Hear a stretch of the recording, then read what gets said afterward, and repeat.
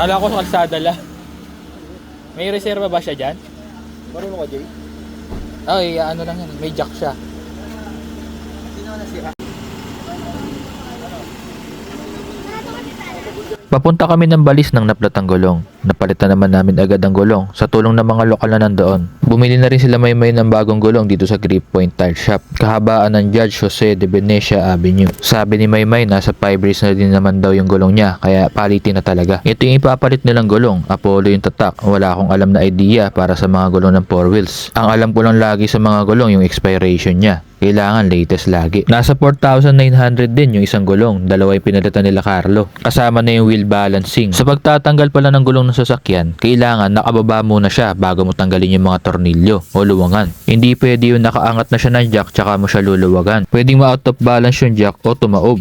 Itong proseso naman na ginagawa ang pagtanggal ng gulong sa mags. Paghihiwalay na siya para mapalitan ng bagong gulong.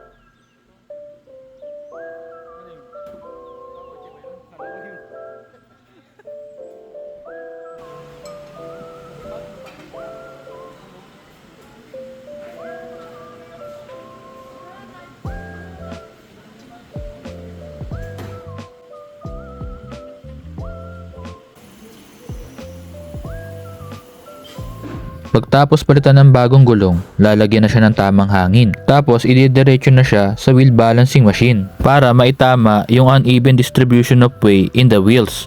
When your wheels are not properly balanced, they can lead to vibration, excessive tire wear, damage to the suspension, and other problems. Diba English yun? Google kasi yun. Wala naman kasi akong idea sa pagpapalit ng gulong ng kotse. Yung motor alam ko mayroon ding gantong ginagawa. Pagkatapos paikutin, kailangan yata tama yung number na lalabas doon. Dito kasi 2030 pa yung nakalagay. Iniis-is ni kuya ng liha bago niya lagyan ng wheel balance way. Parang adhesive siya na dinidikit ni kuya doon sa gulong sa ilalim.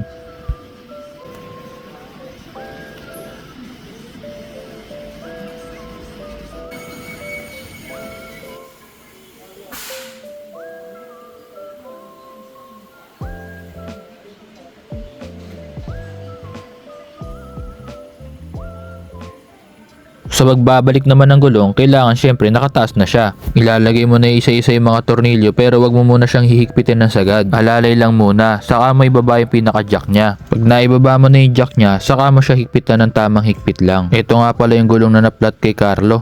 Talagang nabiyak siya sa gitna o halos mabiyak na siya sa gitna. Wasak na wasak. Buti na lang wala kami sa expressway nung nangyari yon. Nako. Mac! Na-break-in agad nila Carlo yung bagong gulong nila sa putikan. Dito yan sa Estanza. Akala ko talaga mababalaho kami rito. Wala kasi.